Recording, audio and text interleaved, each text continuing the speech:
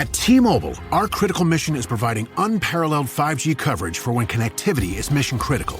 Introducing T-Priority, America's best 5G network experience for first responders, even in times of congestion. More capacity, faster speeds, better coverage. T-Priority from T-Mobile, built for tomorrow's emergencies, ready today. Discover more at t-priority.com. For qualifying organizations on eligible rate plans, coverage not available in some areas and may be impacted by emergencies.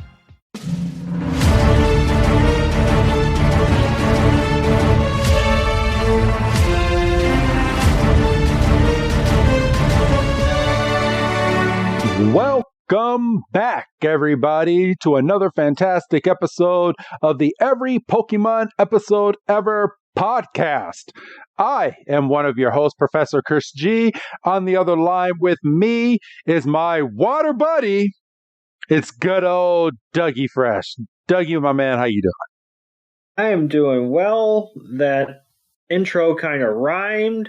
I didn't mean for it to, but if it did, perfect. I'm happy to be here, and I'm happy to talk about this kind of what felt like a throwback episode. Awesome. And also joining us is our latest guest on this 11-episode adventure. He is one half of the Pokemon Adventures podcast, which comes out every 2 weeks for you. So go and take a look for it on iTunes. It's good old Sergio. Sergio, how are you doing today? How's it going, everybody? I'm doing well and happy and excited to be back on the Every Pokemon Episode podcast. Thank you. Thank you for coming back. Yeah, of course. Thank you for having me. Absolutely. So, I mean, it's no secret now for people that are listening to this episode that we're trying to have a special guest every single week on this special on this special 11-week adventure with Ash, and you are the next guest on this adventure. And it's actually pretty good because you actually do keep up with the Japanese version of Pokemon, kind of similar to me. I know Doug is a little new to the Japanese annotation of Pokemon, but it's nice to have someone that actually follows it and has been following it for like the past year. Yeah. So, all right, but let's go ahead and get a little bit of chit chat out of the way. How have you been doing, Sergio, since the last time we spoke to you? Doing good, keeping busy. I'm just trying to do whatever I can to keep moving with life, and also keeping up with my Pokemon adventures here and there. So, just doing whatever I can. All right. Well, that's good. That's good. Doug, how are you doing on this awesome Monday? Like I say, I'm always excited to get on here and chop up one of these episodes. Got us a little bit of a different day, so it's kind of nice. Yeah, we're doing this earlier. We're doing this on a Monday, which means that frees up the whole rest of our week this week. I don't know what I'm going to do with myself. But no, I just, sitting here on what many consider should be a holiday because a lot of folks are probably hungover. I mean, obviously this isn't coming out live, but, we just watched the Super Bowl yesterday, so a lot of people are either cussing or counting money, possibly a little of both. Yeah. So just excited to be on here with everybody and talking about what I thought was a pretty decent episode. Yes, and the episode that we're talking about today, and all of you clicked on this episode, so you know which one we're talking about. We are talking about episode 1228, the latest as of right now. There is literally no other episode of Pokemon out as we speak in regards to anything Japanese, English, or otherwise, and this episode is called Burn, the Zenigame Fire Brigade, which I will kind of try to translate burn the Squirtle Squad Fire Brigade is what I'm gonna call it, because Zenigame is Squirtle in Japanese. So yeah, this was some episode. This really felt like, as you stated off air, Doug, like a big throwback episode that we're getting ready to go through on this week's episode. And it's pretty funny the way that they actually put this episode together. So it'll be kind of refreshing once we get into it. Yeah, you know, and this episode, I mean, it's no secret that I thought that last week was kind of and I mean, this week there was at least a little bit of like external conflict, like that kind of found the group, as opposed to Ash kind of making the rehabilitation of oh, for goodness sakes. Bear Tick. The rehabilitation of that Bear Tick, his own business. Like, that was a wild Bear Tick. Like, that wasn't his deal. He did, and I'm surprised that Bear Tick was as calm as he was in that episode. So, but all right, Sergio, I do have a question for you, and I don't normally ask this, but since this is kind of a throwback episode, on the original Pokemon game, Red and Blue, what Pokemon is your go-to? Was it Squirtle, Charmander, or Bulbasaur? I want to say for me, it was definitely Squirtle. So the first few times I played the game, because obviously as a kid, you played it multiple times. And Yes. I remember the first copy that I got my hands on wasn't even mine. It was a friend of mine. And I immediately just went to Squirtle. I'm like, all right, cool. I'm going to choose Squirtle for the first few times. And then, it was always Squirtle. And I remember being super excited whenever he would learn like a new move. I remember finding one of the TMs. I think it was Bubble Beam. And I was like, oh, man, this is so cool. I remember thinking to myself, like, man, I don't even think Ash's Squirtle knows Bubble Beam. This is awesome. That's awesome. And if I'm not mistaken, Doug, you were always on the water side as well, right? You're No, I was fire the whole way. I didn't even hesitate. Oh, fire. I some of the later games I kind of went with like how the Pokemon looked. Like, I went on a superficial level, and I do remember when the newest generation came out, I was drawn to the duck. Okay. Over the fire alligator. That fire alligator is pretty boss, though. I'm not gonna lie. It is. But we also had what was it? I forget what he started as, but the final evolution was for alligator. Totodile. Yes. Oh, was that? No, okay, no. I'm thinking of the fire, not Totodile. I'm thinking of the fire chicken. Blaziken. Torchic? Yeah. He evolved into Blaziken. Yeah.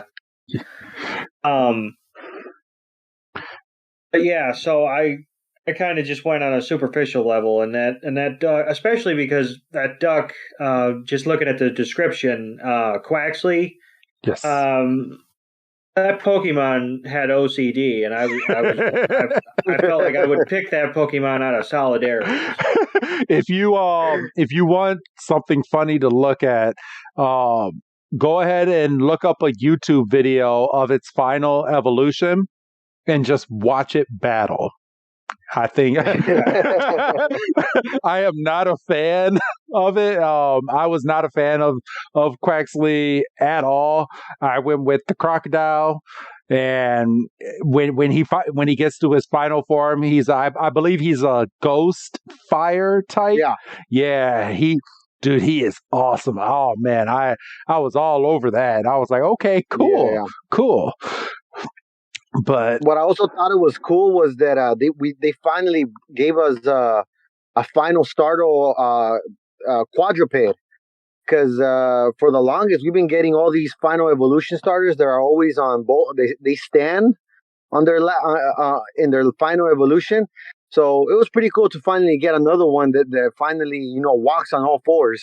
Yes, and I love it. I mean, let's see. I'm pulling up the Scarlet and Violet Pokédex right now. So we had me.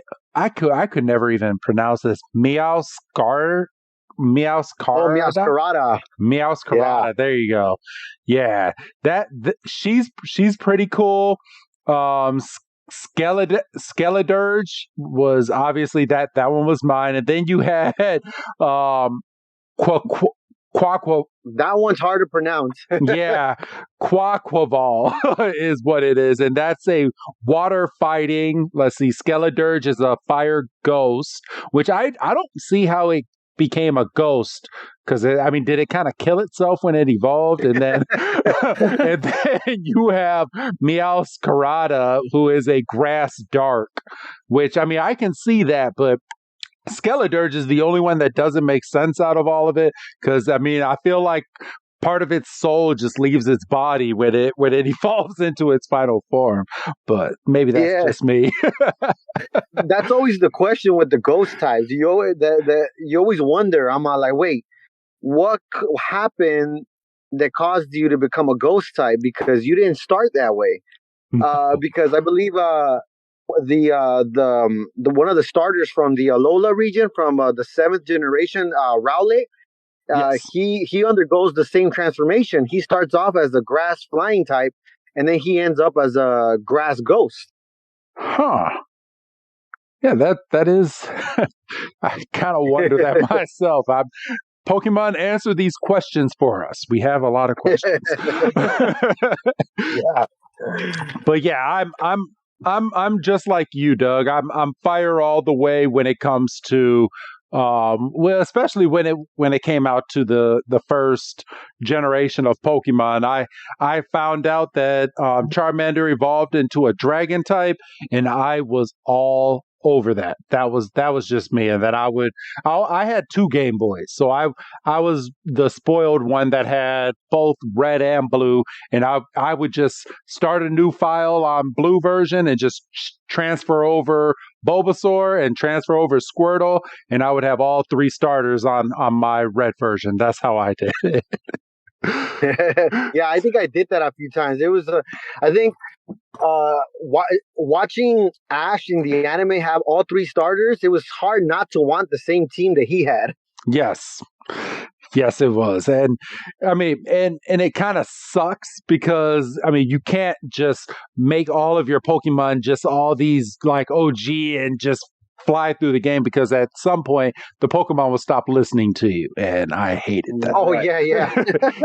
And it was even harder if you were not the original owner, then it really didn't want to listen to you. So, but yeah, I remember my surprise the first time that happened. I was like, "What is going on?" My son went through that with the shining pearl, or the diamond and pearl for the Nintendo Switch, and I was transferring some Pokemon over to him, and I was like, well, you need to get some gym badges or they're not going to listen. He's like, oh, I'll be fine. I was like, oh, okay. I'm going to give you these and you're going to be mad. And that boy was almost hitting his head on the table. Not a good thing to do, kids. So all right, so are you guys ready to jump on into the latest episode? Are you guys ready? Let's do this. Definitely, yeah. All right. So I have the episode up right here, and I'm going to make it full screen so I don't have anything on here. And all right, so what I'm going to do is I've been saying this for every guest. I'm going to start, and then Sergio, I'm going to pass it on over to you to do a scene, and then from you, it's going to go over to Doug, and then we'll just revolve around that circle going through this episode today. So sounds good. All right. So we start this week with the narrator basically saying Ash, Brock, and Misty have nowhere that no adventure or plans or anything. He just says they're going to continue their aimless free journey. And they have arrived at a certain port town. So the town doesn't even have a name.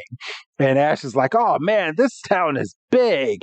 Missy's looking over and she's like, looks like we'll be able to relax at a Pokemon Center today. Brock is looking all sorts of happy. And then all of a sudden a Venonat walks right over to Misty, and Misty, I'm at a freeze frame at 19 seconds, and her eyes bug out of her head, pun intended. Right. And she's like, oh my goodness. And she goes and she runs behind Brock, and this trainer looks at his Venonat and was like, Venonat, get over here. Venonat's like, oh, I was just trying to go over to the nice little lady. And it's like, Venonat, and it just starts running back over to its trainer. And Brock looks back at Misty and is like, so you still haven't gotten over your fear of dealing with bug Pokemon, huh?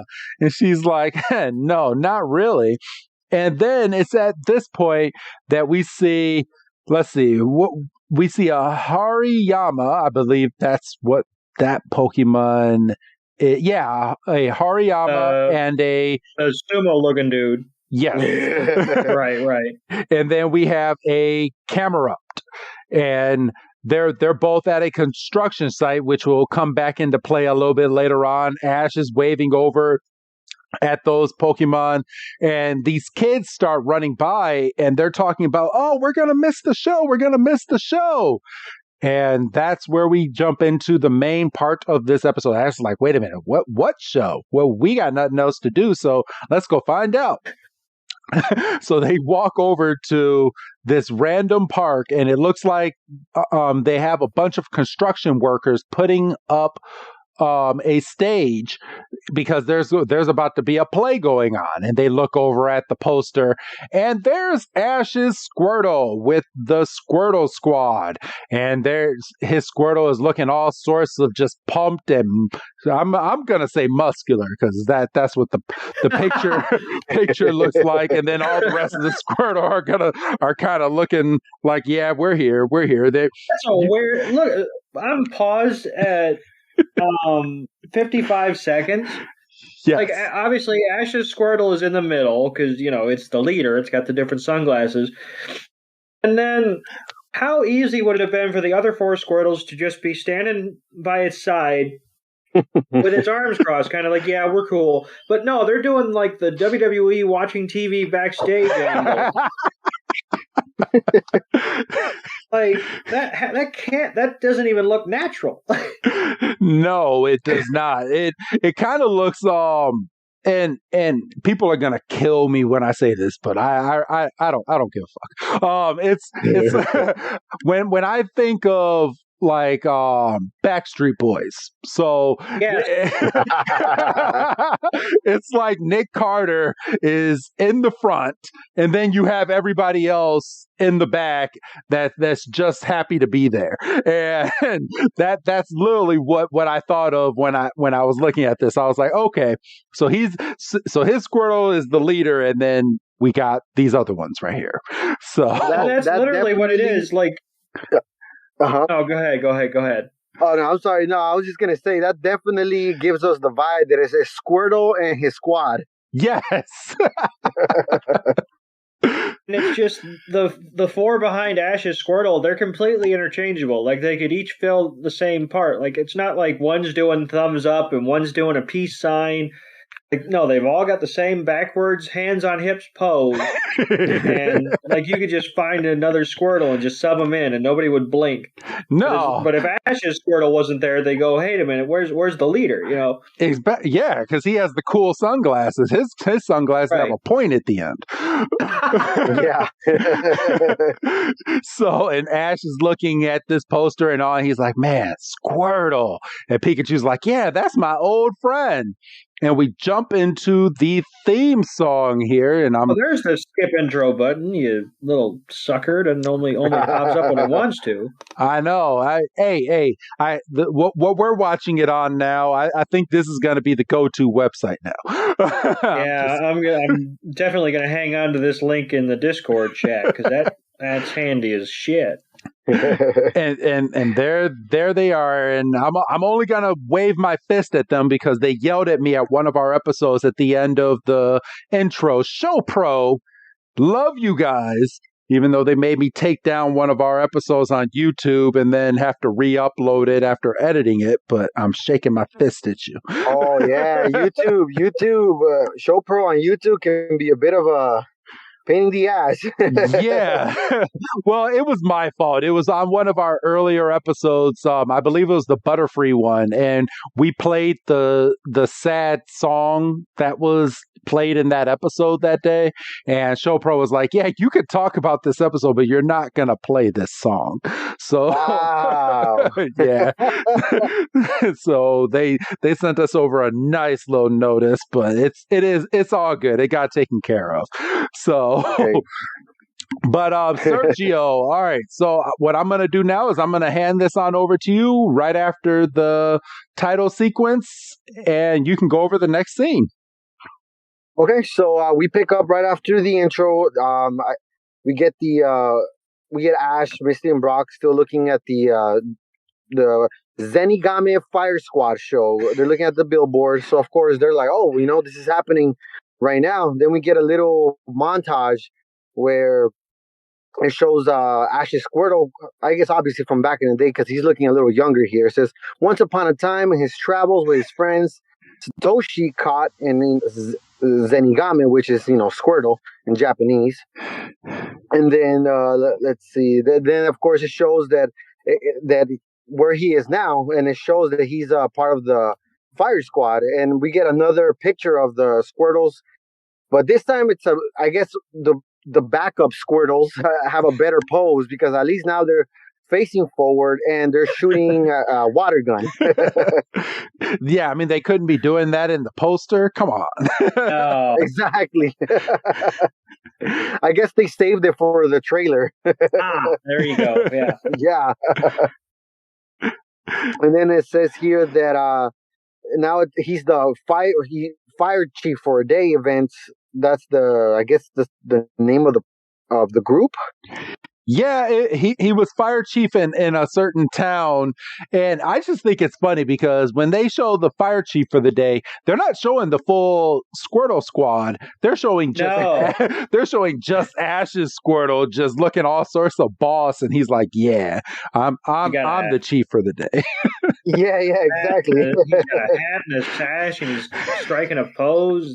No other Squirtles to be seen in this shot here. You would think that Ash's Squirtle would at least be a war turtle because of the amount of attention that he's getting. You would think so, but I mean, I think he's fully. I'm never evolving. I have the power of a Blastoise and a Squirtle body. Could you imagine what Ash's Squirtle would be able to do if it was a Blastoise? Oh my goodness! Oh man! Exactly. All right, you can go ahead and continue if you would like. Yeah, so it says we go back to Ash and Misty and Brock, and Misty's telling Ash like, "Oh yeah, I heard your Squirtle is really popular," and Ash's response is like, "Yeah, he must be working really hard." And then from here, this is Pikachu. They make the decision to let's go check out the show. I mean, we're in town, why not? Now, little pause there because one of the things that I noticed here in the show is that they have not made any mention what town or region that they're in, right? Yes. So the only thing that I could assume here is that he has to be in Kanto. He's got to be somewhere in Kanto because, Squirtle's here, and also which going into the next scene, that's where Ash takes out his Bulbasaur and Charizard. So I can only assume they got to be in Kanto. You would think so. I would, because they're kind of all over the place. Let me see. What was the last week? They were, I think they were in 2 episodes ago they were in Galler. Let's see. Yeah, because where Brock got lost, right? Yeah, where Brock got lost. Last week we were with Bear Tick, and I'm trying to think of where would Bear Tick what region is Bear Tick from? I would say the Unova, because we've dealt with him in some Black and White episodes. Okay. Yeah, I was gonna say the same thing. It's got to be Unova, and then we also saw Oshawott, so he's also from the same region. So yeah, I would guess they're somewhere in Kanto, which means Ash, you better go see your mother. Actually, I don't think your mother really cares anymore. I think she's at the point now where all my men have left me.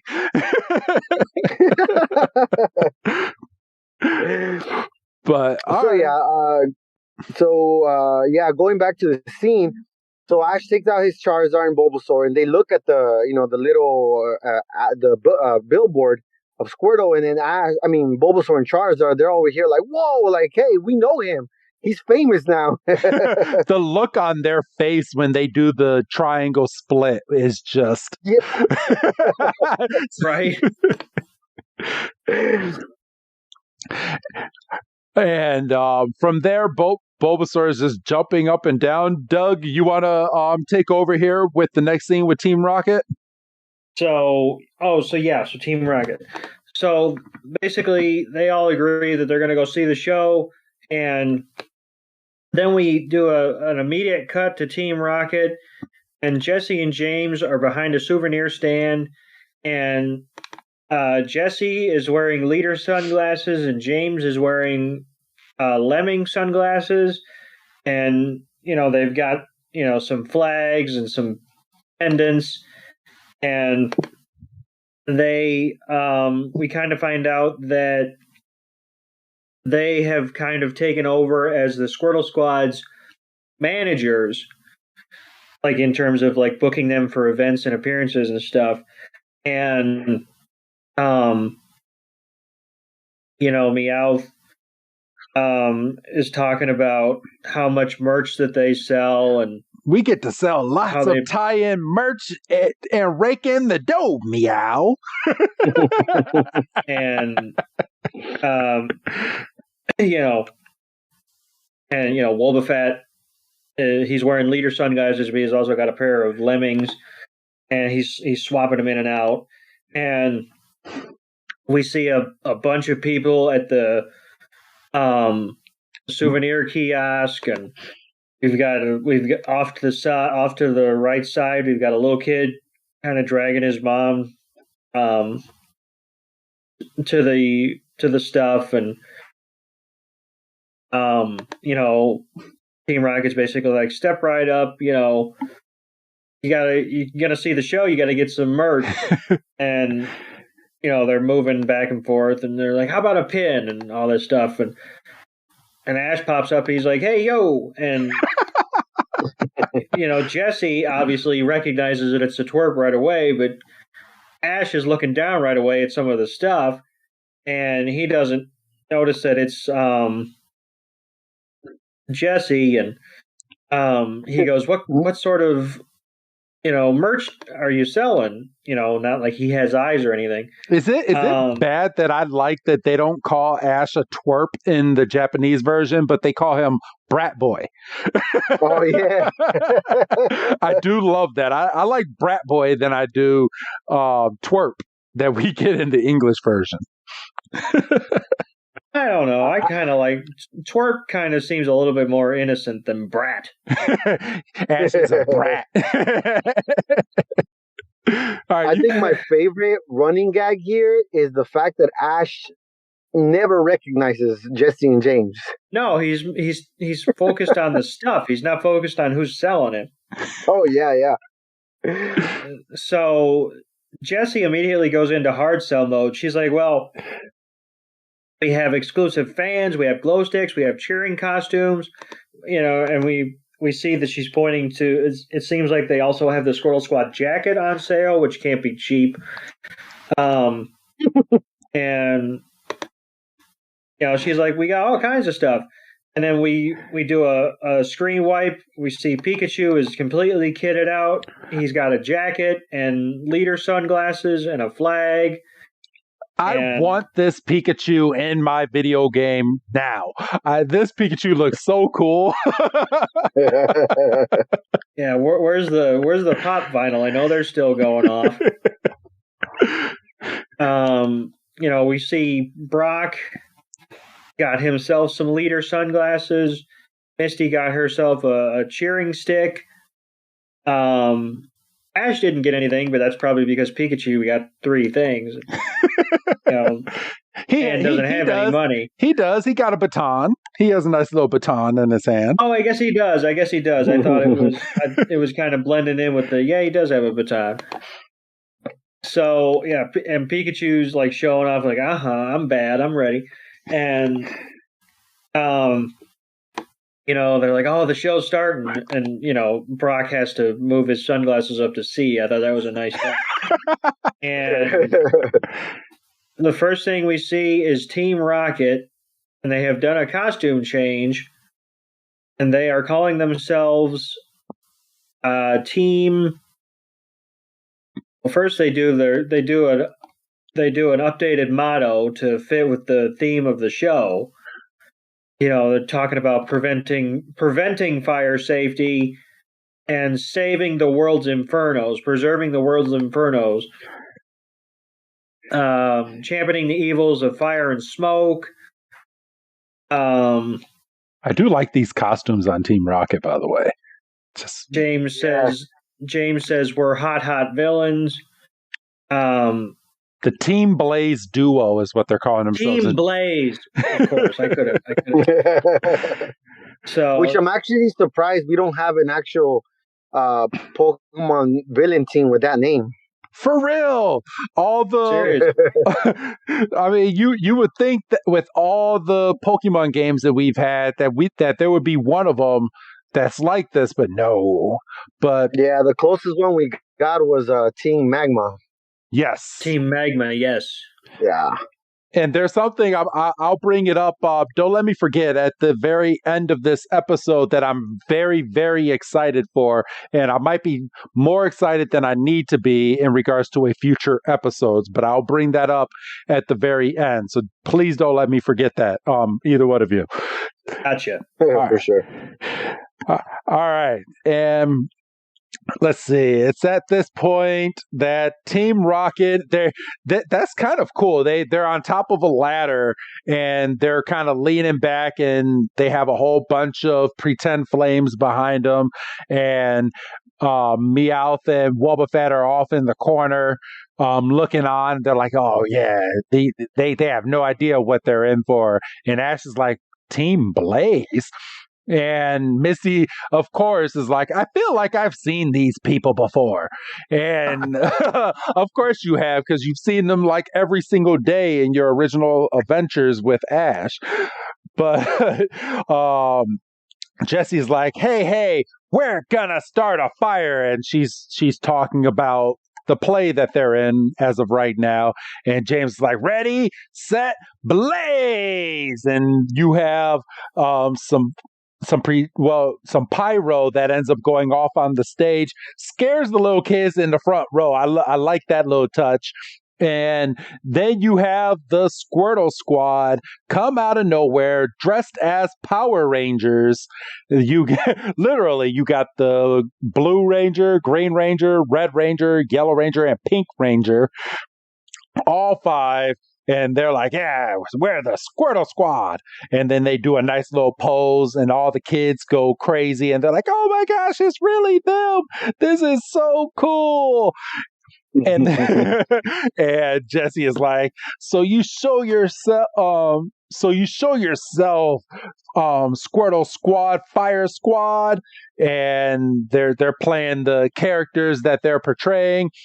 Ash's Squirtle and the rest of the gang put out the fire that's on the stage, and all the kids and everybody is going wild. Sergio, you want to go into the next part where Squirtle sees Ash? Yeah. So yeah, what's it called? They're the whole Mighty Morphin Squirtle Squad here is putting out the fire that Team Blaze supposedly put up, and then Ash's Squirtle goes up in the air while shooting water gun, and that's where he notices Ash, and it's actually a really cute moment because he takes off his shades. He's like, "Oh wow," it's obviously my trainer, and it pumps Squirtle up. He's probably feeling a lot more hyped up now.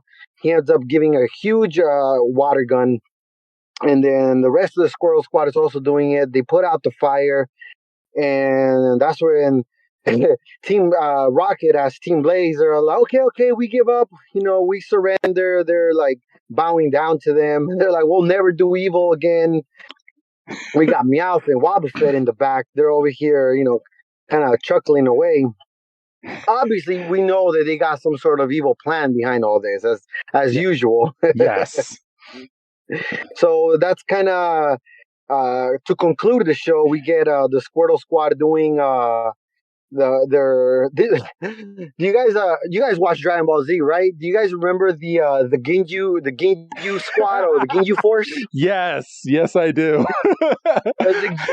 It reminds me so much of those poses that they're doing. Those definitely the Ginyu Forces poses. It is. It really is. Yeah, we get the last two at the end, kind of pointing their hands up. The middle two reaching low, and then the leader, Ash's Squirtle, he's just with hands on his hips, just looking like a total boss. And that concludes the Squirtle Fire Brigade show. Yes. Everybody's cheering, everybody's hooray! That we cut to Ash, Misty, and Brock. They're all celebrating. It was a good show. And then I think one of them says they seem more like the heroes than the Fire Squad. And then that's when we cut to I think the next part where Jesse and James are taking off their their costumes. They're back to to being managers, and then pretty much addressing the crowd like, "There you have it, everyone. This is the Squirtle Fire Squad." And then they announce that they're going to have handshake sessions and photo shoots. And so, of course, they're obviously making money out of all these little kids, hustling them all. It's not a bad little gig for once that Team Rocket has going on. Like this, until we find out at the very ending, like this is not a bad gig for them to make a little bit of side cash. They're raking in the money over here. It's really not. I feel like they have the brains to make money. We see it literally in almost every episode, but they waste all their manpower and energy just trying to catch Ash's Pikachu. Right. Yeah. For real. Doug, you want to go over the next scene?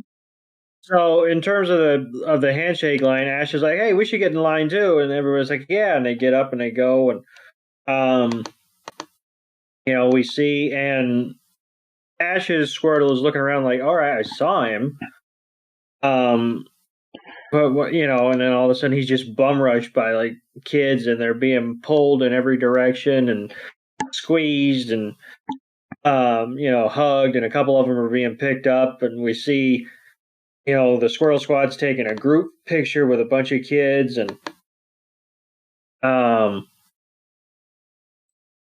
Jessie is off to the side at the merch stand, and she's like, the merch was moving quick today, and they've sold out. And James is like, "That means all that's left is," and Meowth cuts him off and says, "Getting out of here and having a good meal." And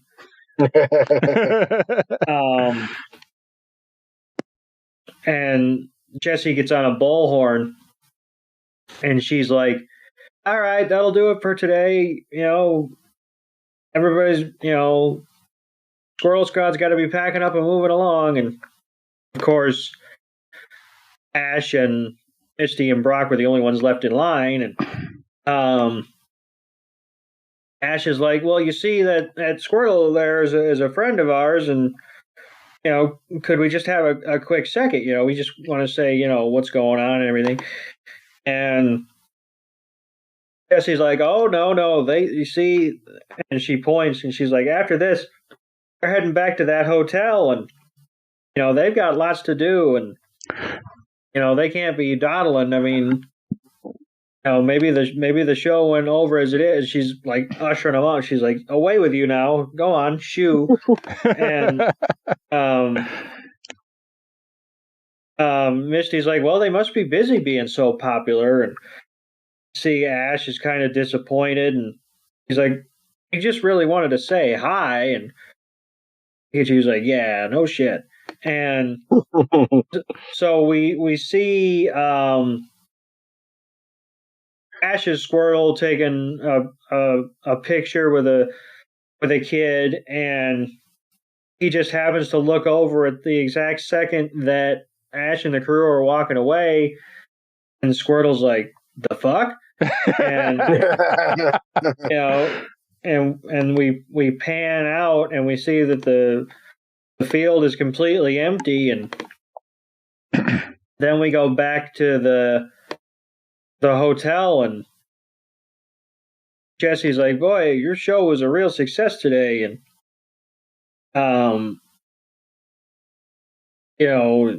James is like, oh, you're making us so proud, you're making us so much money. And the other 4 Squirtles are just chowing. They're having a good meal. I mean, they're not even breathing. And the Squirtle in the yellow suit is done, and he's like waving his bowl for a refill. And Jesse's like, hey, keep this stuff coming. And and Wobbuffet's talking with his mouth full, and Meowth's looking for seconds. And then we got some waiters with some trays coming, and then we go over to Ash's Squirtle, and he's just sitting there. He's got a bite of kibble in his hand, and he's just kind of looking. And hella butthurt. Yeah, and Jesse's looking over and like, hey, that one doesn't look too happy, does it? And Jesse's like, I hope it's not sick or something. And Squirtle's just like looking, and he's like having flashbacks of all the good moments he had. And then he gets just real angry. He's like, well, son of a, ignore me, will you? I saw you. I saw you. We made eye contact. And then we get Meowth translating, because obviously the Squirtle's talking out loud. And he's like, that one's saying, what? Am I not your friend anymore? And Jesse's like, what does that mean? And Meow's like, I don't know. I'm just a translator. And then, he's angry eating. Yeah, he's not even blinking. He's just nom. Yeah, I thought we were friends. You come here, and out of all the places in the world, I finally see you, and you're not even gonna come and say hi to me. All right, well, to hell with you. and to make my a high five or nothing. Yeah, and they're like, you're like, really? You hit up Charizard and Bulbasaur, but not me? Yeah, because he saw Bulbasaur and Charizard, and he's like, what was I chopped liver in this group? Come on. And then, all right, so going off of there, we go to the next scene, and we see our trio with Charizard and Bulbasaur still out of their Pokeballs, and they're walking over to the hotel, it looks like. And then we have Hariyama. We're back at the construction site, and Hariyama is pounding a nail into the ground, and we see that Venonat that we saw earlier in the episode, and it's walking over to Hariyama, and Hariyama's like, no, you can't be here. This is a construction site. And Venonat's like, well, fine. And so it walks away, and then it walks into a grass field, and then from here we have a Spoink, and I always forget the other one, Makuhita. And we have a Spoink and Makuhita jump out. Yellow Majin Buu. I know, for real. That's exactly. He is literally a Majin Buu, but just yellow. Like almost to the T. Besides the little twist on its head, that is Majin Buu. If it was like a little baby, but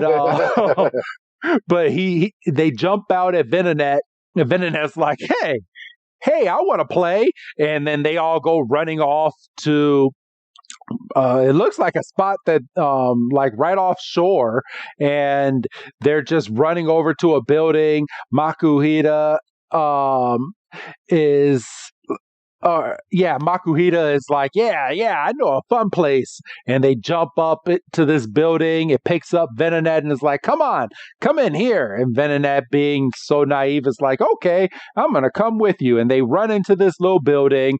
And then we jump straight over to the hotel that the Squirtle Squad is at. And Ash has his Charizard. How mad would you be if you're walking into a building and this dude has a Charizard with a flame on its tail, just walking into your hotel like it's nobody's business? I don't care if you're champion or not, you're going to put that Charizard away. Yeah, man, put that thing in its Pokeball. That kind of made me mad when I was watching. I was like, come on, Ash. But Ash in the game walk into the hotel, and Ash is like, man, I wonder where Squirtle is. And he looks over, and Jessie's like, what's that racket? What's going on? And then she looks over and she's like, oh, it's the brat boy. Oh no, Meowth is like, oh, it's the brat boy again. Meow. I love that he says meow at the end of every sentence. And he's like, man, don't tell me they're here to take Squirtle back again, Jesse or James goes. And Jesse's like, that is not funny. They're part of our scheme of making money. He can't take Squirtle. Ash looks over at his Squirtle and he's like, oh, there he is over there. So he starts running over, and Jesse and James just jump right in front of him, and they're like, no one's allowed past here. And Ash is like, well, we just want to go and say hi. And the animation on Jesse and James' face is just priceless. They have the most evil look on their face and most smug look. And they're like, no, Ash is like, we're his friends, so let us go over and say hi. And they're like, N-O means no. And I don't know how Charizard and Bulbasaur got around this thing, but Charizard and Bulbasaur snuck around Team Rocket and pop up right behind Ash's Squirtle, who's still angry eating. And he's like, and Charizard pats Squirtle on the head and is like, hey, buddy. And Squirtle's like, hey, get away from me. What are you doing over here? And Charizard is like, yo, buddy, calm down, and just does a little flamethrower, which is another reason he should be in his Pokeball. Right. Yeah. And just burns the mess out of Squirtle. And then the look on Squirtle's face. It's funny because the rest of the Squirtle Squad, because he didn't just burn Ash's Squirtle, he burned all the Squirtle, and the rest of the Squirtle are just sitting there and they're just having a good old time. And Ash's Squirtle just had no chill. He just turns around, he's like, what are you doing? And Charizard's like, calm down, buddy, it was just a joke. And Bulbasaur takes his vine and puts it on both their chins. Is like, will you two calm down? Sergio, I'm going to have you take it from here. Man, in the next part, it's a full-on Pokemon battle at this point. Squirtle's like, look, you ain't going to punk me around. You're not about to just ignore me and come into my hotel, interrupt my meal, and then just burn us up. So Squirtle immediately completely ignoring Bulbasaur.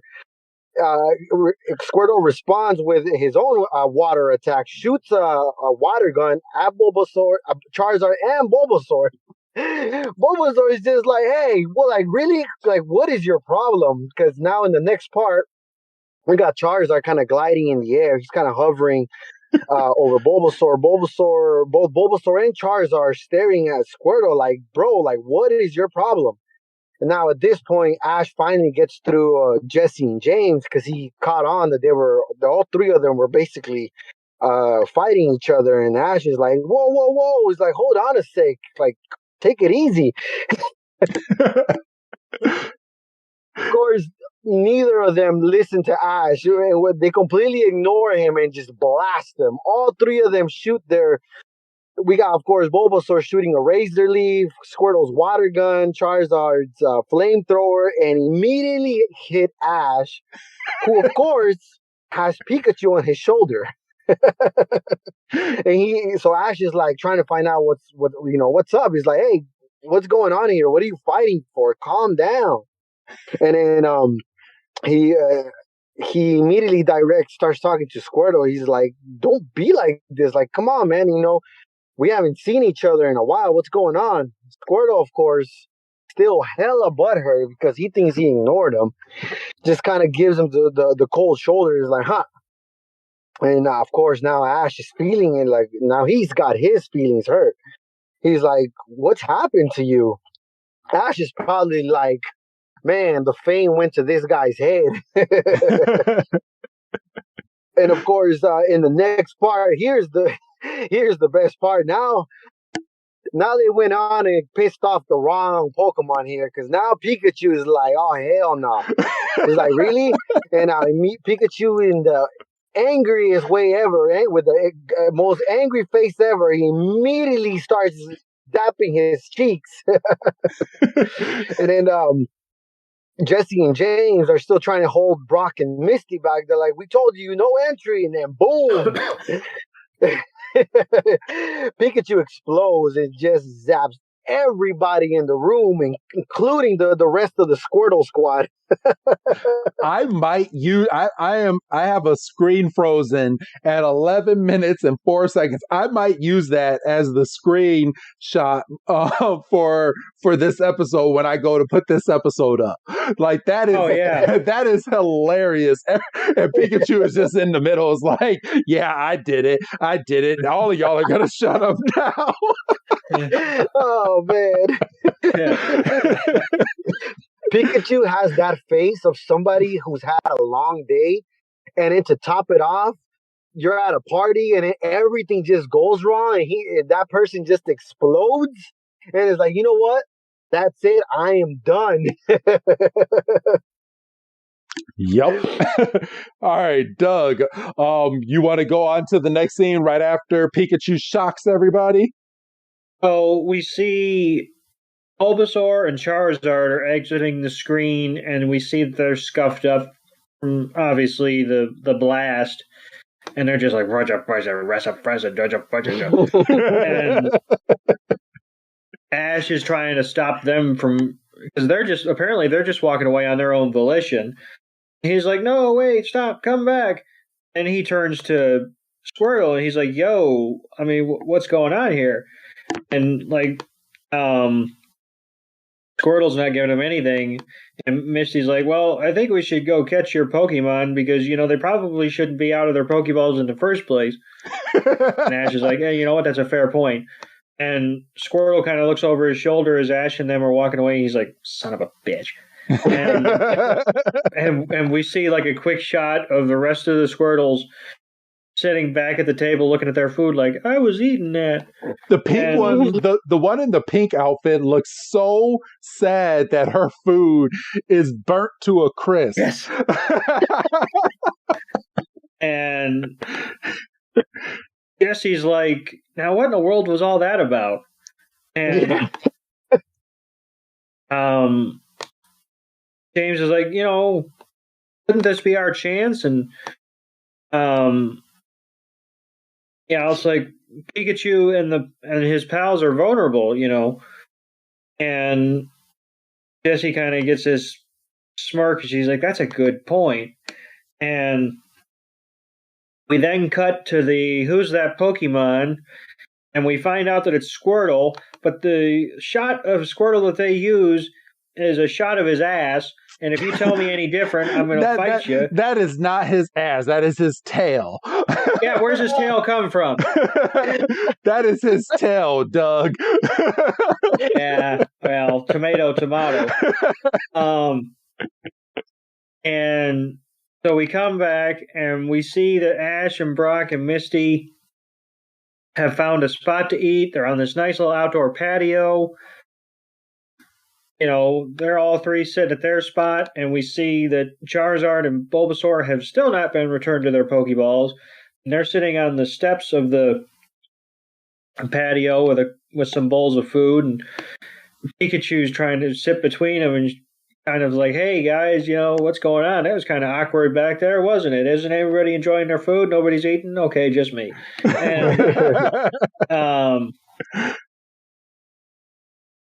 And Misty's like, they were cheering for it earlier, and Brock's like, what do you think made them fight? And Ash is like, I have no idea. And he's like, to me, Squirtle seemed pretty stubborn, and he's like, I don't know why. He's like, I don't know why that was either. And he turns behind him, and he goes, hey, Charizard, Bulbasaur, cheer up, will you? And they're just mad munching their food, and they just and Pikachu, I'm paused at 12:24, and Pikachu's sitting between them like, well, this is just awkward. I picked a horrible spot. And do you got room at the table, Ash? I mean, for goodness sakes. And Ash is like, we're all friends. We traveled together. I mean, don't you remember that igloo when we all almost died? We get a flashback of Squirtle and Bulbasaur and obviously Charmander, and then we see a later shot of them running down a road. Ash is wearing like OG gear. I have a problem with one of these montages. Okay. Like real quick. So there's a shot of Charizard flying Bulbasaur and Squirtle on its back. And if I'm remembering this properly, back in the Ash's Charizard was was basically put away. Well, not put away, but it was given over to that dragon trainer when it wasn't listening to Ash. I don't ever remember Charizard getting along with Squirtle and Bulbasaur when Ash still had Squirtle on his team. Unless this happened on an off episode that we don't know about. It was on the in-between between a movie and the show coming back. It must have been. It must have happened behind the scenes. I was about to say, this must have happened during the Champions. Well, not even, because it's been with the Squirtle. That one makes no sense. I'm sorry. Someone write in and tell me and have that make sense of how Charizard was flying Squirtle. I can understand Bulbasaur, but not Squirtle. Squirtle was off in the Squirtle Squad and was never okay with Charizard at any point during the anime. Someone prove me wrong. Tell me, please. I don't know. I can't because I was going to say maybe it's got goodwill from when it was a Charmander, but that still wouldn't match up timeline wise. If I remember correctly, I think did it Charizard? Okay, Charizard started listening to Ash during the Orange Islands, right? Yes. And here's the question now, though. Did Ash take Squirtle onto Johto, didn't he? I think he had him there for a little bit. Did he? Because we're in the middle of Johto right now. Does Ash still have Squirtle, or has Squirtle been given over? I can actually. Squirtle never came back. Let's see. Like once they met. Oh no! Wait, no, we haven't gotten there yet. No, so yeah, you are right. So Sergio, thank you for that, because we are on the next episode when we get back to doing those will be episode 100, and I'm looking at this. Yeah, Charizard goes away pretty soon, and Charizard goes away first, right? Yeah, he goes away first before Squirtle. Okay. So there you go. people don't flood the email or the messages because we just figured it out right now. Yeah, that's what I was trying to remember. I was like, wait, which one goes away first? Charizard or Squirtle? But I believe Charizard is the first one. Yes, he is. So, and that's actually coming up fairly soon. All right, cool. Yeah, it is. All right. So we go back from there, and Squirtle and Bulbasaur are thinking of all the good times, and it's at this point that they're like, "Wait a minute, no, we're mad at Squirtle," and they they shake their heads and they're like, "No," and Pikachu's still in the middle, like, "Man, Ash, are you sure there's no room at the table over there?" And we pan out, and we have Jesse going, "Oh, they don't suspect a thing." And they're like, on top of making money with Squirtle, we can catch Pikachu and laugh like kings, meow.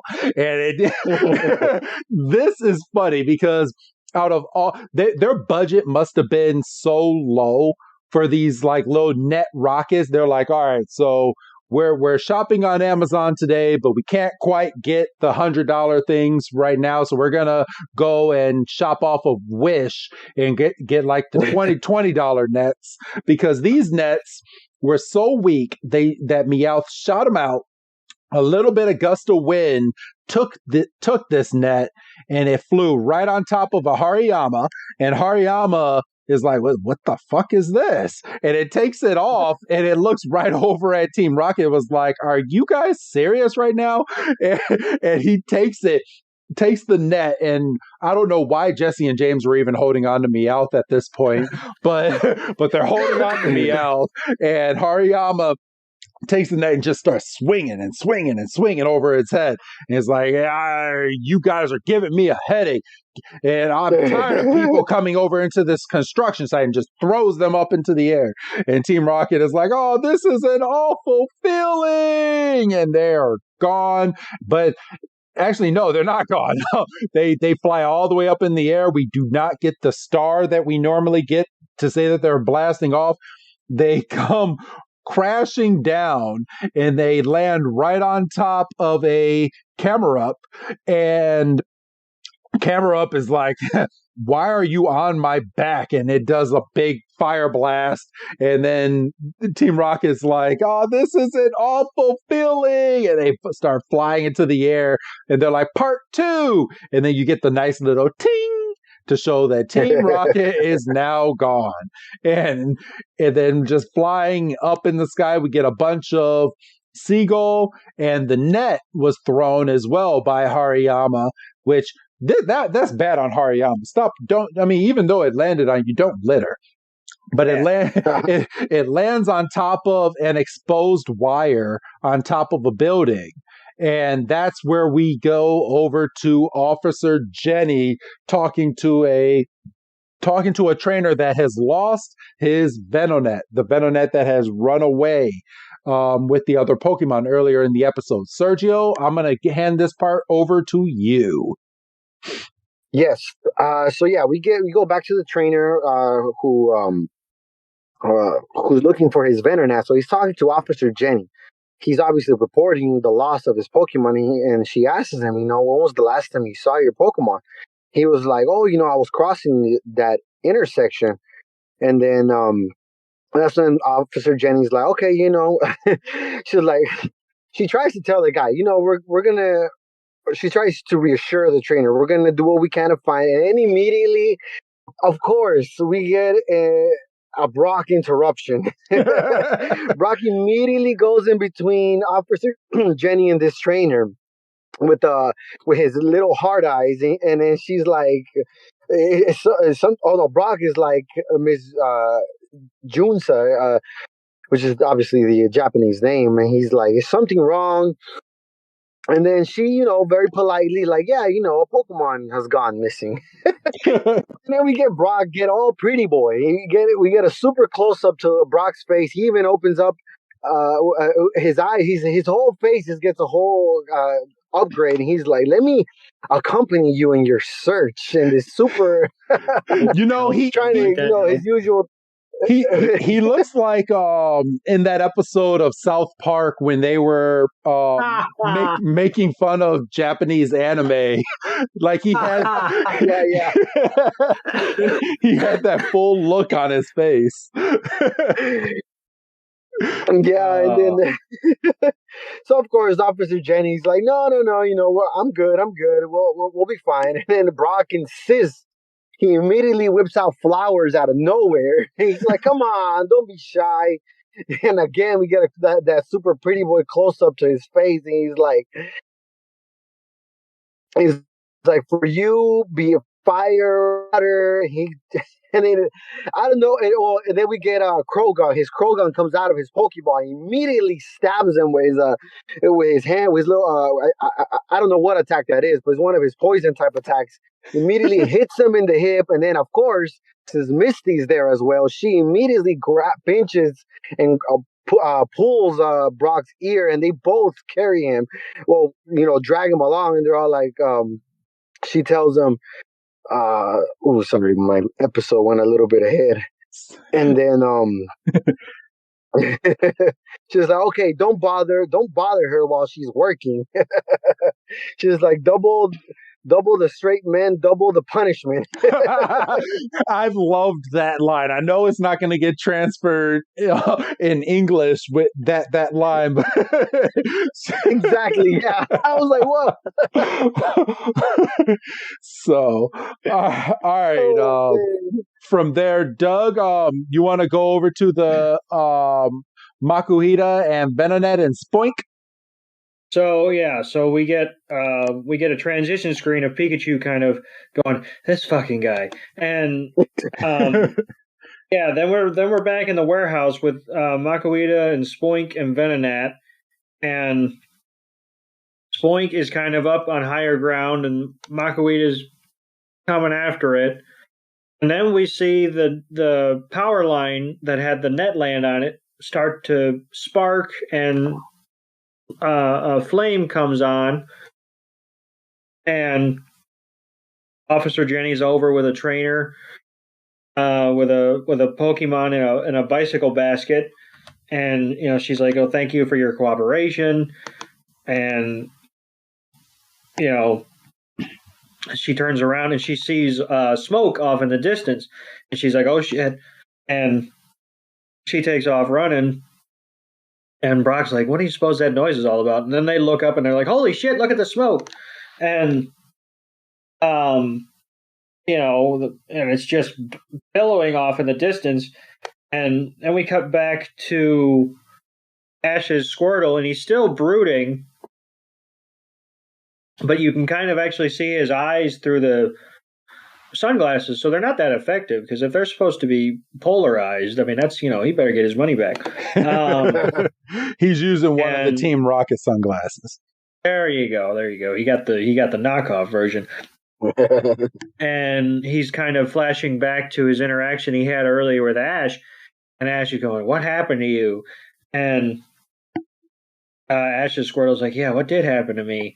And the rest of the Squirtles are sitting around the table. They're looking concerned. They're not even eating. The Green Ranger does have a piece of food in his hand, but I think he's too afraid to do anything with it. And then we hear the wait staff is like, seems like a fire has started in the warehouse district. And the one guy goes, that's bad. No, that's good. That's good. And it, as the screen closes in on Ash's Squirtle, we hear, we got to get the guest to safety. And to get the guest to safety. And the sunglasses flash, and Ash's Squirtle kind of jumps everybody to action. And we cut back to the warehouse, and the warehouse is completely engulfed in, like, it has gone up. And everybody's looking on, and the children are concerned. And then one kid's like, look. And then we pan over, and we see the Squirtle Squad is on the roof, dressed as Power Rangers. And they're like, it's the Squirtle Fire Squad. And they jump and they're shooting water guns towards the flames. And it's a big old honking, blaze. So I mean, they're giving it all they got, Captain. And it's not working. And Ash's Squirtle kind of has them kind of regroup and refocus their power. And the little girl's like, "You can do it, Fire Squad!" And Ash and crew run up and they're like, "I know that Squirtle." And Officer Jenny's like, "All right, everybody stand back. No need to be crowded in like this." Brock runs right over and he's like, "I'll help you with this evacuation." Officer Jenny's like, "You again." Brock is like, "All right, everybody, stand back. You got it. And Ash is like, "We gotta help." And he looks over at the two worst Pokemon to put out a fire Pokemon and a Pokemon that has leaves come out of its body. Like the worst Pokemon. Catch on fire. Yeah, exactly. And it's good at first because Charizard and Bulbasaur are like, hey, yeah, I'm not helping that Squirtle. That Squirtle went Hollywood. And Ash is like, well, if they're not going to listen to me, because it's like back in the old days when Charizard didn't listen to you. He's like, "All right, Pikachu, you ready?"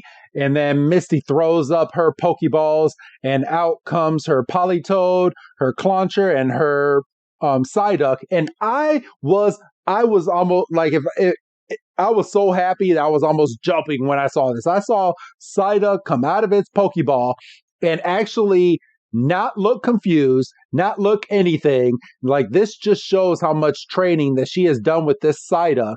And she said, "Everybody water gun." And all of her Pokemon started squirting water gun, including her Psyduck. I was so happy to see that. Well, I mean, I don't know about you guys, but that just shows the evolvement that she has had with her Squirtle. True. Well, I mean... Oh, yeah, definitely. Especially since in the past, he was just kind of be scared of whatever situation he was placed in. Yeah. So, but at this moment, Ash is looking over at Squirtle, and Squirtle is getting discouraged, and Ash is like, "No, you can do it, Squirtle." And Squirtle continues to help on with the Fire Squad, and it just does its water gun attack, and it rips off its Power Ranger outfit. It puts on its badass outfit, its little jacket, and the rest of the Squirtle Squad is like, "Yeah!" And they take their Power Ranger gear off too, and they're now looking all the same in their cohesive little jackets and their sunglasses. Ash's Squirtle starts having a little huddle with the Squirtle Squad, and they're like, "Yeah, you guys ready? And go!" And it's like hydro pump into the building. All the Pokemon are trying to put out all of these fires, and it's at this point, and Ash is like, "Whoa, this is cool." And he's like, "Misty, can you connect this hose to the water main, please?" And Misty is like, "Yeah, I got you." And Sergio, I'm going to hand this part over to you. Yeah, so and then from here, Ash gets a hose, and that's when he immediately starts also spraying water. And then Billy Pikachu starts charging up. Is that what Pikachu's doing there? It looked like it, and I was like, "Pikachu, you better not electrocute anything." Yeah, I was like, wait, what's Pikachu about to do? I'm like, we don't really need electricity right now. Yeah, and then we get like a gust of wind from the ocean, and then it starts, blowing out the fire. And then Officer Jenny, everyone's kind of looking over, and Misty's like, "Ash, look, before it spreads." And that's when Ash's Squirtle commands everybody to move, to start shooting water more towards where the where the wind blew the fire towards. And that's when finally we get the scene cuts to Bulbasaur and Charizard, and they're kind of looking over. You would think you would think that even before things got bad, they would have already immediately to jumped and done something. Because at the end of the day, they're powered creatures. I don't really know how much Bulbasaur can do, but at least Charizard could have done something more, being such a strong, flying creature. But obviously, these guys were like, "We're not gonna help. Like, screw Squirtle, screw everybody else right now. We're gonna sit here and watch you struggle while this building burns down." For real. And Bulbasaur finally looks at Charizard. They're like, "Hey, come on now, it's not that serious. Let's jump in and see what we can do." And then that's where we cut back to now it's Ash with Politoed, Clauncher, Psyduck, the rest of the Squirtle squad. They're all, shooting out their water gun as much as they can. Even Ash with his little hose right there. And then the fire's not going out. Now it's catching on. Now finally we get right when the fire was about to hit a tree, Bulbasaur shoots out a razor leaf to kind of stop it. I don't really know how much leaves can really do against actual fire, but I was thinking the same thing. Like, Bulbasaur, I know you're trying to help, but you're probably going to be spreading this fire more than helping. Come on. Exactly. And then Ash pretty much looks at Bulbasaur. He praises him like, "Hey, buddy, like, you're here." And then Charizard immediately jumps in and he starts, kind of building up a gust of wind with his own wings, which I guess at this point is a little bit more useful than actual leaves.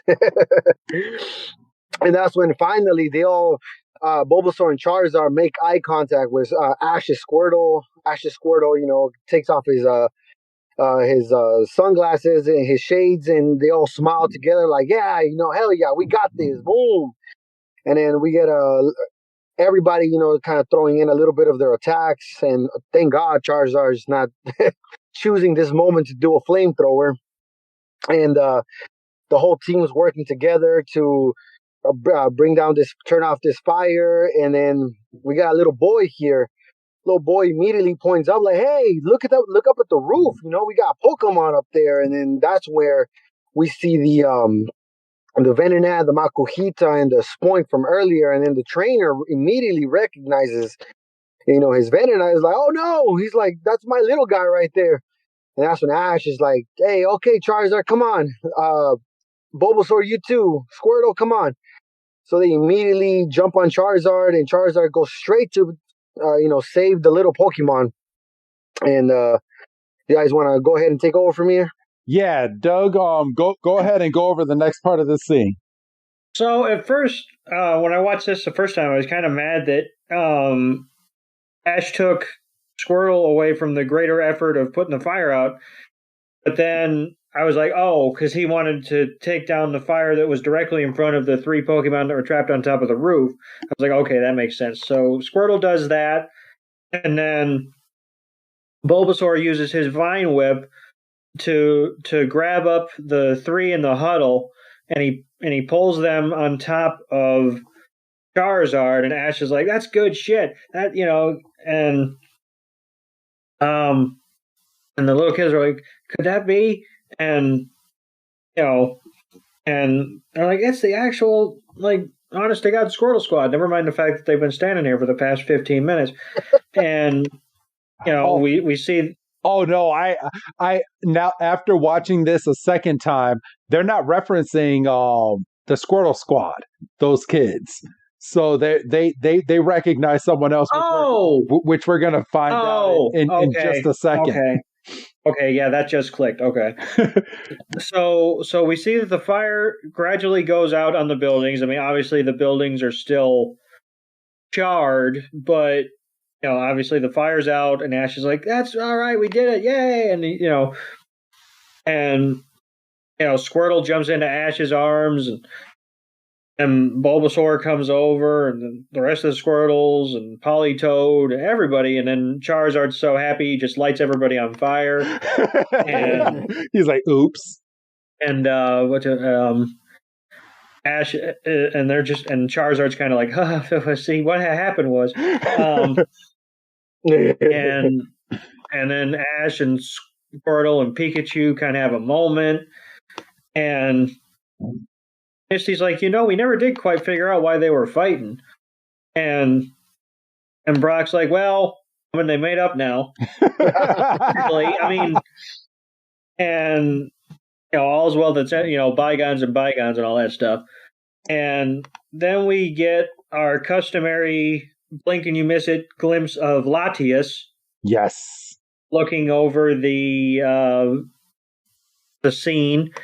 And then we have this police car speeding up to the warehouse. And then we actually get the rare sight of two Officer Jennies having a moment, which I mean, we had it a couple times with some Nurse Joys, but I don't know. I mean, probably a couple times, but it's still kind of neat to see more than one Nurse Joy or Officer Jenny in the same spot. And Brock can't handle it. It's like, oh my God, two of them. Oh my God. And, he's like, double the Nurse Joys, double the joy. And I was like, double the Officer Jenny's, double the joy, which I was like, it's a little on the nose, but it'll do.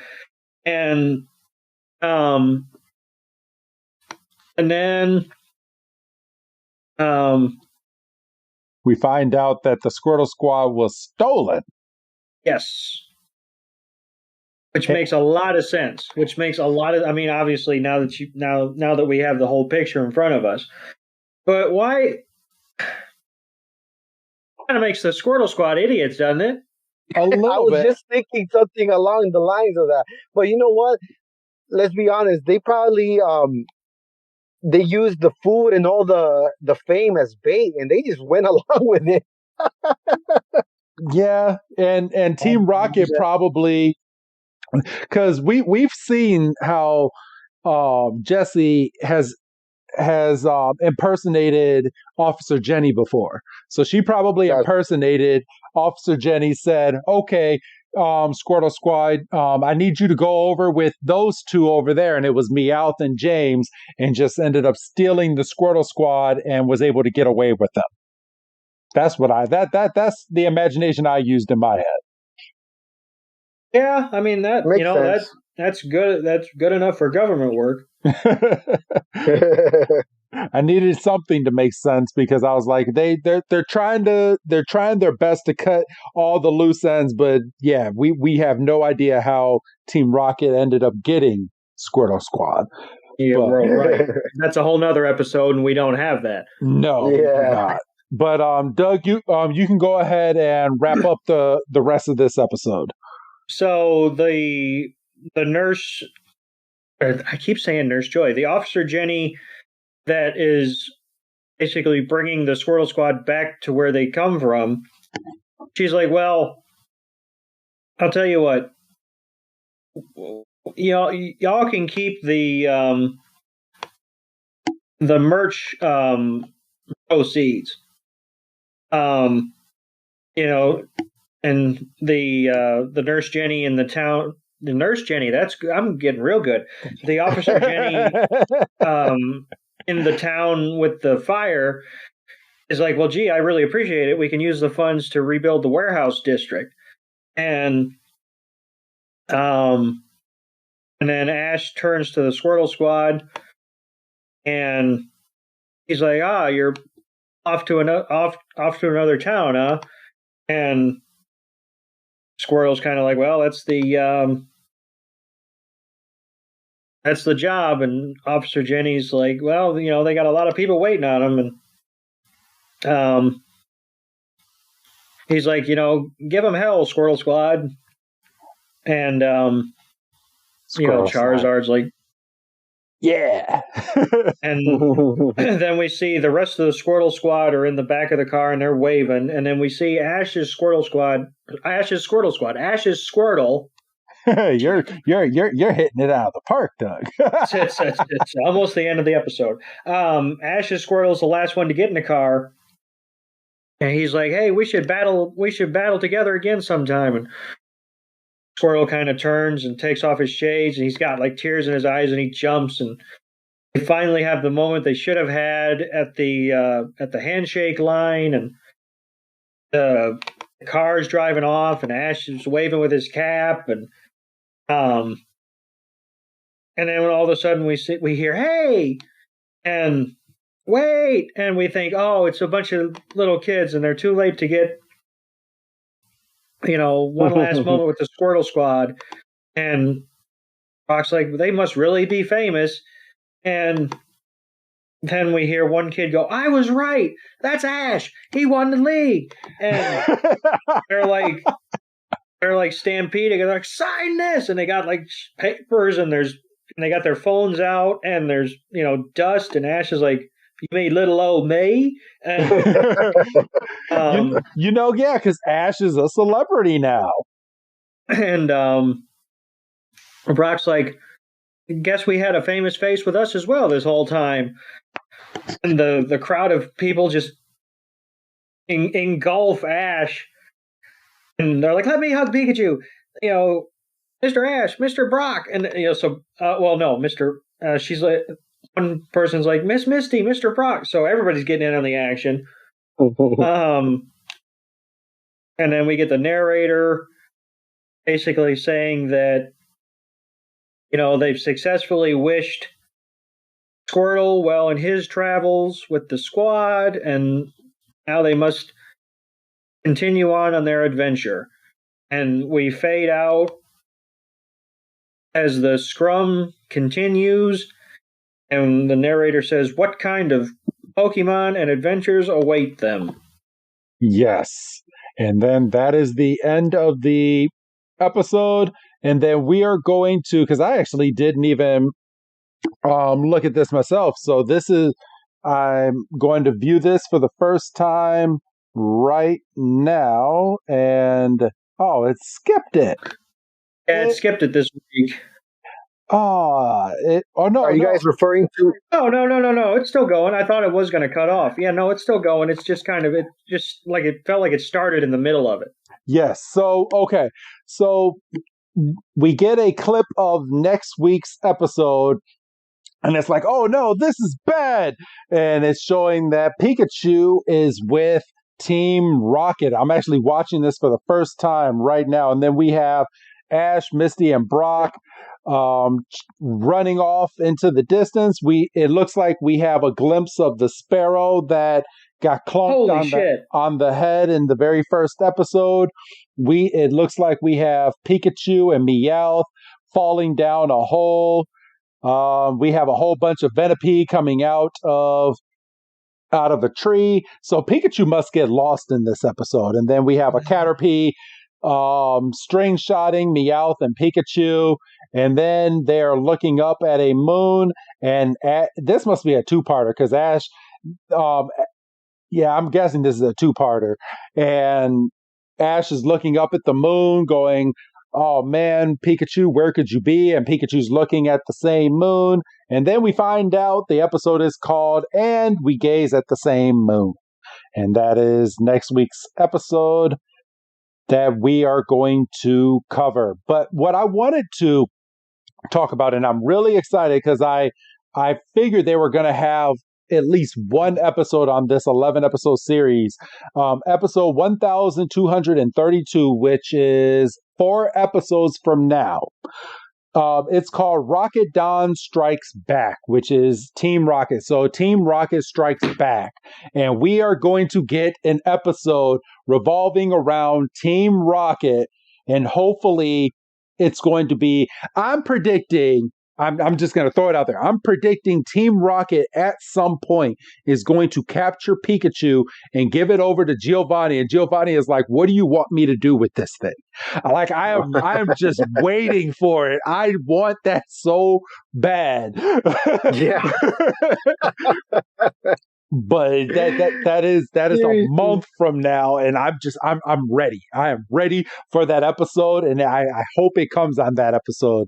Sergio, how did you like this episode that we just went over today? And what are you predicting for the future? And also, what would you give this out of 5 stars? I know that's a lot, but I'm going to hand it on over to you and go. This one was a real good one. Very obviously very nostalgic, probably the most nostalgic one so far. because we literally got to see Ash's first few Pokemon, being Bulbasaur, Charizard, Squirtle, and even Squirtle working with his Squirtle Squad. So I enjoyed it. I enjoyed it a lot. For my theories, this one, obviously, everything to me from these episodes, at least, all these episodes have in common is that Latias is following Ash. Yes. So here's the big question, obviously. Where is this leading to? As for my own possible hopes, I hope it pays off. And one of the things that I'm wondering and I'm hoping for is that this Latias may want Ash to catch her. And so that's what I think these next few episodes are somewhere down the line it's going to lead up to, because it's like, if it's not that, then what's the point of Latias, following Ash around and these random adventures? Do you get me? Yep.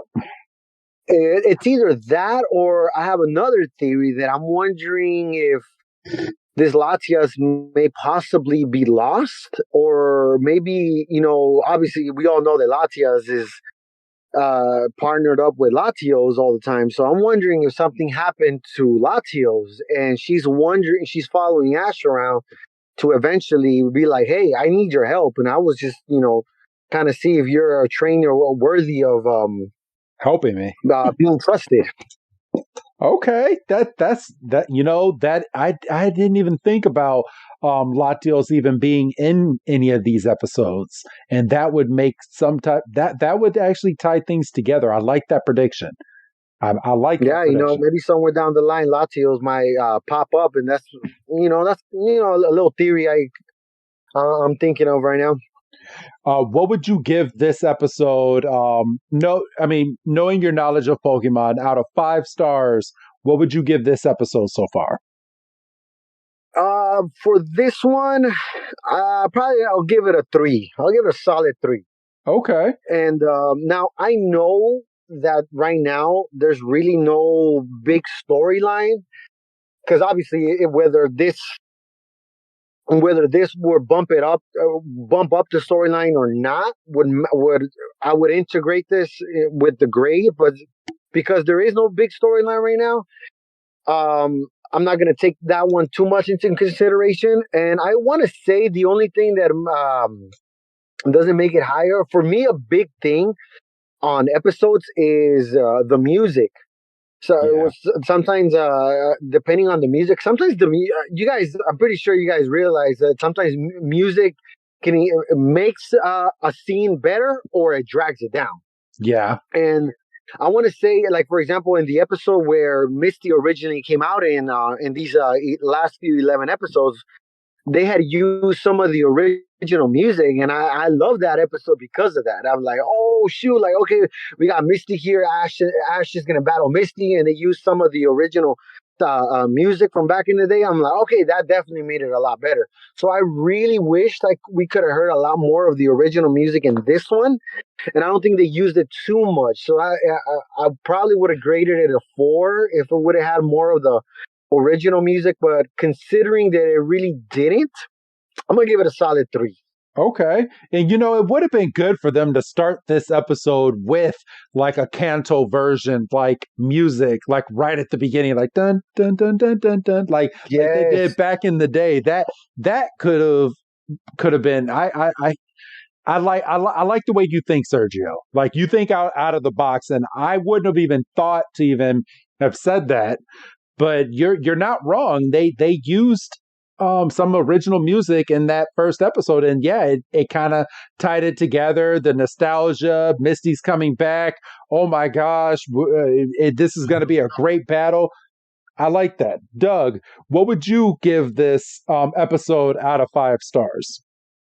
I'm gonna probably go ahead and maybe bump it up just a smidge. Just because I enjoy, the reunion of, Squirtle and Ash and, Squirtle Squad in its full glory, and a little nod to the Power Rangers, and We had a little bit of conflict, and they actually tied in that rogue Venonat. Like, it actually made sense for the episode, as opposed to just, some weird guy with a Venonat. I'm probably going to give this a 3.5. Like I say, I really enjoy the reunion. Ash kind of rallying everybody together, like, hey, y'all used to be so close. Don't let a little spat, come between us. And obviously it was sparked on a complete misunderstanding, and we kind of smoothed that over, even though Brock kind of brushed it under the rug at the end there. He's like, well, they made up, it doesn't really matter. But yeah, I think this is an easy 3.5. Could have gone a little higher if maybe we would have had like an actual proper battle, or something. But yeah, I'm comfortable with a 3.5. Okay. Yeah, I'm gonna go a solid 3 myself. I think something big is going to happen in these episodes. Well, at least I'm hoping so. I mean, there has to be some big payoff amongst all these episodes. And I forgot to ask you, Doug, knowing that that we've been giving somewhat small predictions for these episodes, and telling you that at least the TV guide is showing all the way up that Team Rocket's going to get one glorified episode. Now, what is your prediction so far in regards to what we might see coming or going forward? Oh, I think it's a matter of, and I can't remember if this was said in like the first or second episode or whatever it was. Somebody said, like, we know this is Ash's swan song. Is this upcoming episode? Is this a way to write off Team Rocket as well and bring in another kind of looming evil force, or is Team Rocket going to kind of continue bump up their efforts, knowing that Ash might soon be out of the picture? And I think that a Team Rocket focused 25 minutes or whatever, it's overdue. Obviously, we had the issues that prevented them from running those episodes back in black and white. Yeah. So it would be kind of nice to get like a fully fledged episode about Team Rocket that isn't just about them getting oiled and literally thrown away 10 minutes into a 25-minute episode. Okay.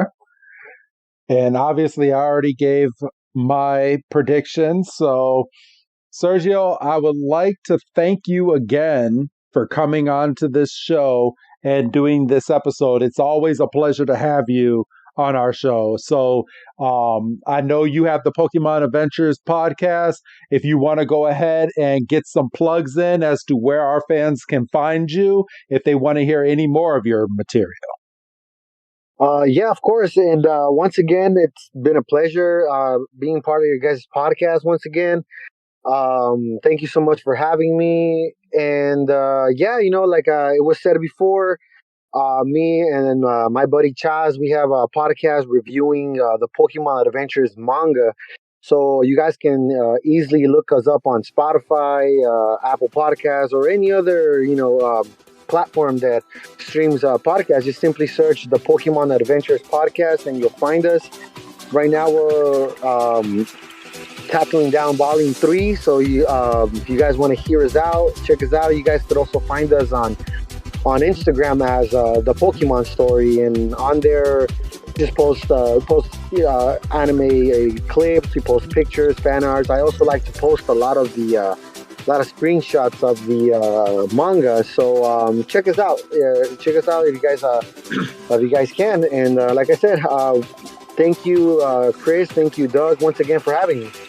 Oh, absolutely. And hopefully this won't be the last time. Hopefully you'll be back for another episode in the later future as well. So thank you. So, all right. Any other, do you guys have anything else to say before we wrap up this episode? I'm going to start with Sergio, then I'll go to Doug, and then I'll go ahead and wrap up. Anything else, Sergio? No, nothing that comes to mind. Let's just we're gonna have to wait a little bit and see what's gonna happen with Ash's last few episodes, and I'm excited. And I'm also excited to hear you continue listening to you guys' reviews, and yeah, that's about it. Okay, well, and Doug, do you have anything else for this episode? No, I don't think so. I'm just, this was a really fun episode to talk about, and I'm excited for it to get out and for everybody to take a listen to it. All right, well then, Sergio, go ahead and say goodbye to our audience, please. Goodbye, everyone. All right, and Doug, say goodbye, Doug. Bye, Doug. And this is Professor Chris G telling all of you, do not miss next week's episode because we are still continuing this 11 episode adventure, everybody, and we're not going to miss one. So have a good night, and I will see you next week.